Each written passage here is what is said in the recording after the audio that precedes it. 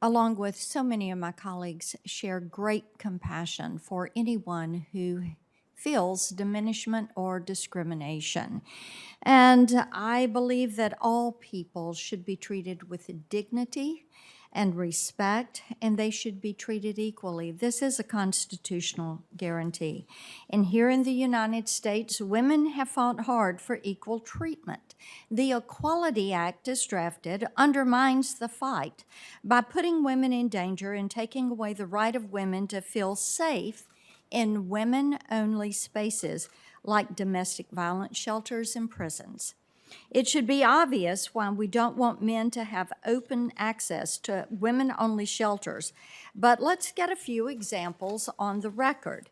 In Alaska, the city of Anchorage passed their own version of the Equality Act, and a women's shelter was investigated by the State Equal Rights Commission after the shelter turned away a transgender woman.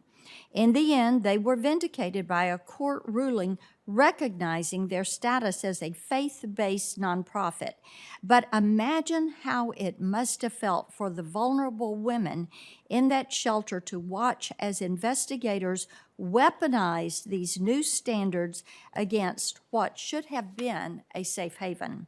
A shelter in California went in the opposite direction and chose to ignore abuse by a transgender man against a group of women rather than risk a complaint. I've been speaking with representatives from shelters in Tennessee, and they're extremely concerned about how the Equality Act would affect their ability not only to protect women, but to support them mentally and emotionally. They only want to do what they do best, which is helping to make women feel safe and protected.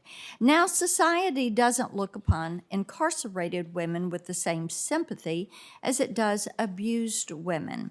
But I would assert that when it comes to safety, it shouldn't matter if those women are in shelters or in prisons.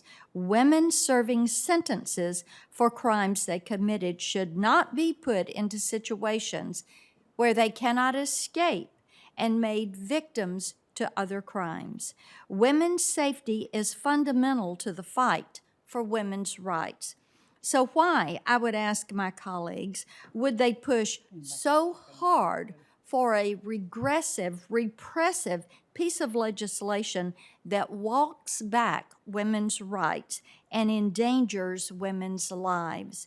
Women should never have to fear for their safety because they're forced to share spaces with men. I would urge my colleagues to take a step back and ask themselves why they believe that forcing vulnerable women into these dangerous situations would somehow represent a step in the right direction. Thank you, Mr. Chairman.